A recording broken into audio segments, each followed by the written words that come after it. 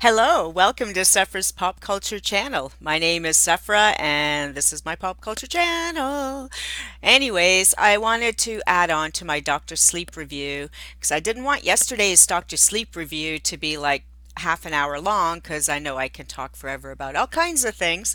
So I am making a second video to add some more thoughts that I had when I was watching the movie. And of course, we tend to think this is one of those thinking movies where some of the imagery and stuff settles in, and you think about things a little more, which is great because it's good when Stephen King and filmmakers can activate our imaginations in such a way that we really are thinking a lot about these things. Now, I think I forgot to mention in my original video, because I'd started it a few times and then I didn't get all my stuff in the final version that I presented to you. I don't think I mentioned um, about how Dr. Sleep not only reflects or pays homage to the Kubrick version of The Shining, but also to the TV miniseries of The Shining with Steven Weber, um, which I noticed right away when they actually went to the hotel. Now, okay, first of all, spoilers in case you haven't figured it out. So, when they first get back to the Overlook Hotel in Doctor Sleep, when Danny's an adult and he's going there with Abra, the magical child, so that they can confront Rose the Hat,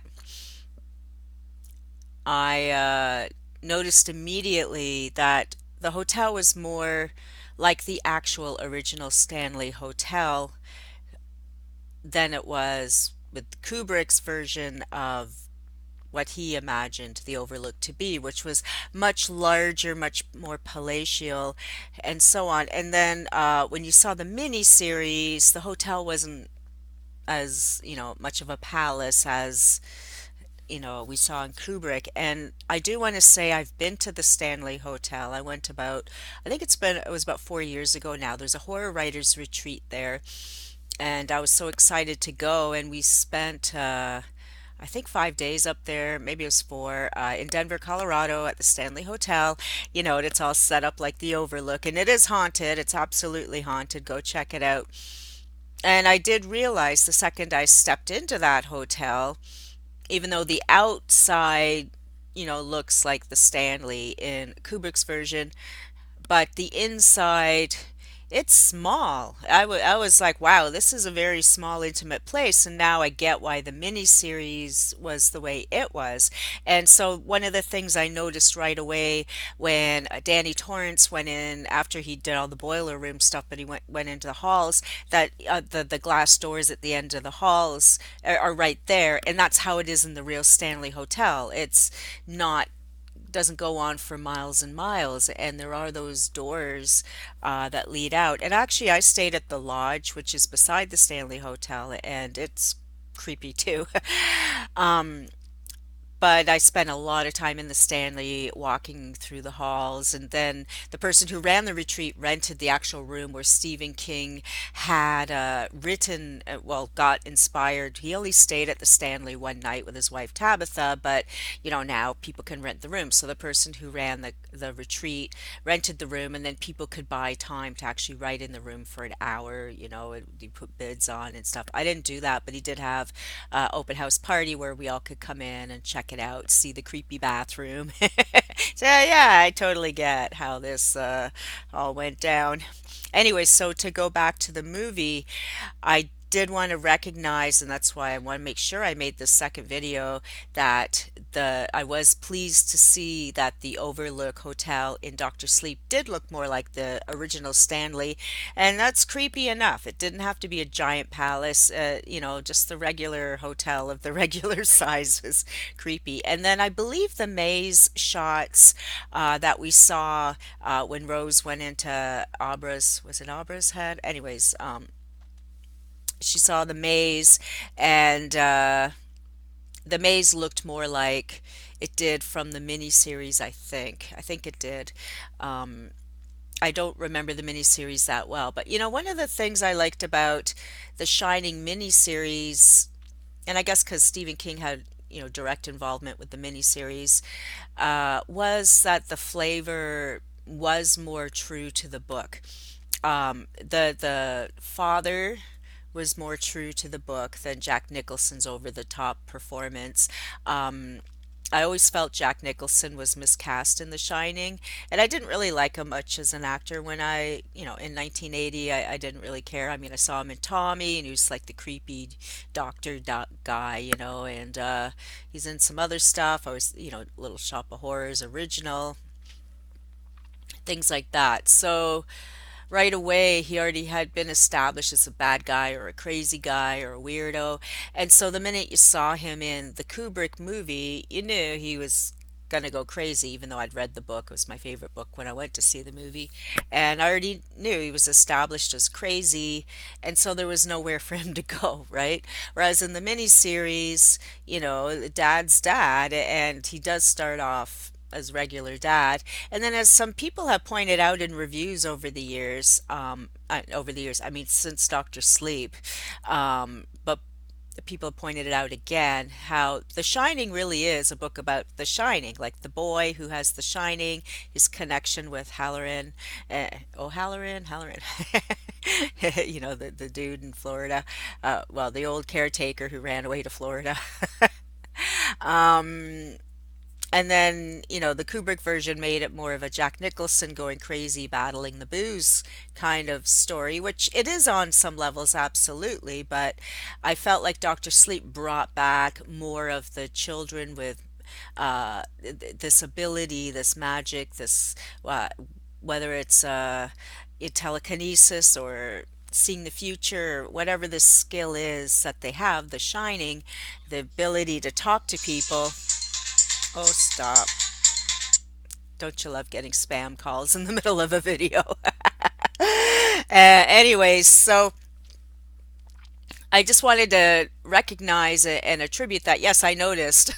I noticed the homages to the miniseries as well. And one of the things I loved in the miniseries that never happened in the Kubrick version, and I'm sure it was because of technology and CGI at the time, and I say it every time I talk about The Shining, that my favorite part in the book that scared the hell out of me and why I wouldn't leave my room till I finished reading that book, and it took me 2 days. I just like were the hedge animals and how they would move when no one's looking. And I guess because I was a teenager when the book came out, I think 14 or 15, I can't remember, but I was, mid-teens. So it really, really got to me, and I was a voracious reader. We didn't have a lot of TV, and imaginations worked overtime back in the 70s, and because we didn't have computers, we didn't have all the things now that fill up our brains. So I was terrified with those hedge animals and deeply disappointed they never didn't make it to the Kubrick version. And so I was very happy to see them in the miniseries. So they didn't use them in Doctor Sleep. So anyways, I just wanted to say that I really enjoyed the homages to both the miniseries and the Kubrick version, and the angles and the imagery and they call them Easter eggs, I guess, the little callbacks, little things in the background, lines people say, shot for shot scenes from one or the other. It's all very exciting and interesting. And I also really wanted to mention, and I never did yesterday, that the actress who plays Rose the Hat, Rebecca Ferguson, I don't know if I've seen her in anything else. I'm not sure. But I loved her. And in the book, I didn't like Rose the Hat. And Rose the Hat, I guess in my head, I saw her differently than how we see her in Doctor Sleep, the movie. And really think I want to go back and read the book now because of how Rebecca Ferguson played this character. And I really loved how she played her. She had this really, she's like very seductive way she moves, and just the way she talks, her bare feet, the way she holds her head with the hat, and just the way she tilts her head. And she was just, I fell in love with her. I loved her so much. It's like, hey, I want to go out with you, was the way she was, and meditating and flying and all the stuff she did, I loved so much. And I did believe her as a cult leader or the leader of the criminals, the band, the Charlie Manson gang, whatever, this tribe of individuals who travels, which, we used to call gypsies, but we're not allowed to say that anymore. Um, I'm descended from Spanish gypsies, and I'm not sure how to call that either. So if anyone wants to tell me what words we use now, please let me know because I don't want to be offensive or an asshole to anyone. I just don't know the language anymore. But with her, I loved her. I loved her so much, and I could see how she could seduce people, and I totally believed that she was Rose. And like I joked about earlier in the you about Ewan McGregor and him being Obi-Wan Kenobi and using the Force and all that. But he was a magnificent.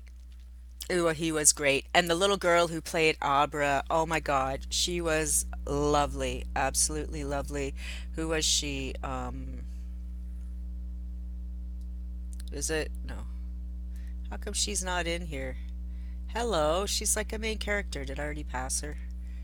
Oh, there she is. Kylie Curran. She was amazing.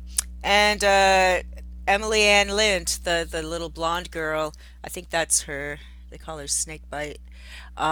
She was amazing too, like the blonde girl with you know, they do that Kubrick face, they did it in The Shining and Clockwork Orange and other that camera angle of the evil face. I think Kubrick may have started it. Maybe it's just a traditional horror horror camel, oh my God, camera angle.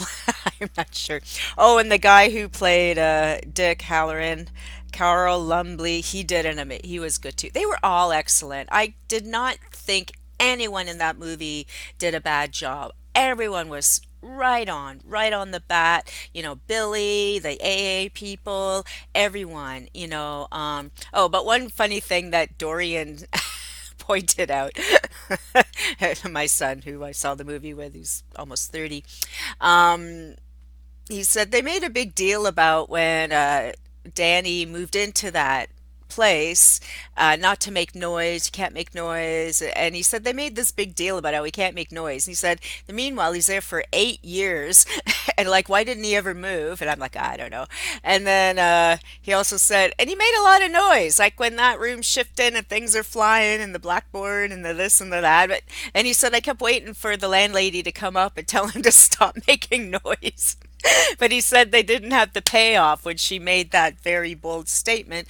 They didn't have the payoff of the noise. I'm like, yeah, I bet that's in the outtakes. Oh, and he had another comment too, because he hadn't read the book, so he didn't understand something. I can't. It's. I forget it right now. But we after. When we stood up after the credits came and I asked him what he thought, and the first thing he said was this thing. It was a giant plot hole. And I went, oh my God, yeah. I said, no, they cover that in the book. They totally explain that in the book.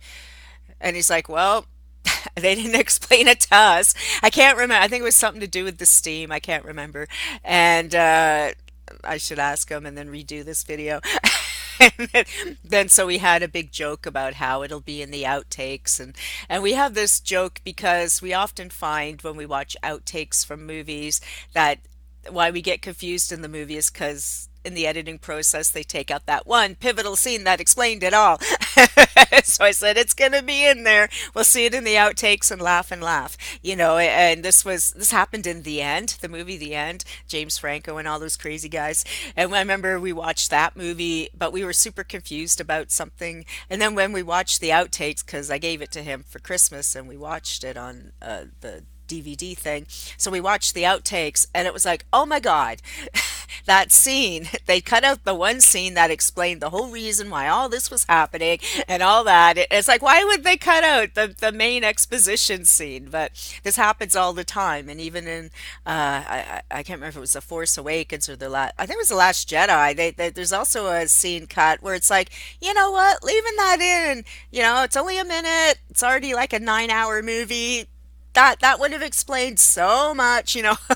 Anyways, I think the filmmakers they forget, you know, they get so close to it. I do it with my books, you know. You start hacking things out. You oh, this is too long, throwing things out, and and then you don't see the missing links because you're so familiar with the material and you've watched it over and over and over again that you forget that the regular person is like, you know what? I sort of need to know how they get to C from A because that B is kind of missing.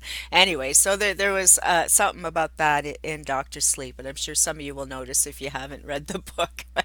Anyways, yeah, so I just wanted to come back and babble on some more. And I know it sounds like I didn't like the movie. I did like the movie. I liked it a lot. It just didn't scare me, but the book didn't scare me either. And like I said originally, the story wasn't really the story I wanted, and that's my own business. That's not you know, the story is what the story is. Stephen King wrote the story he wanted to tell, and Mike Flanagan filmed the story that he wanted to say from that story, and they tell the story. We just watch the story. So just because I had my own story in my head about what I wanted to see Danny do or happening with the hotel or whatever's going on, it doesn't matter because this is the story.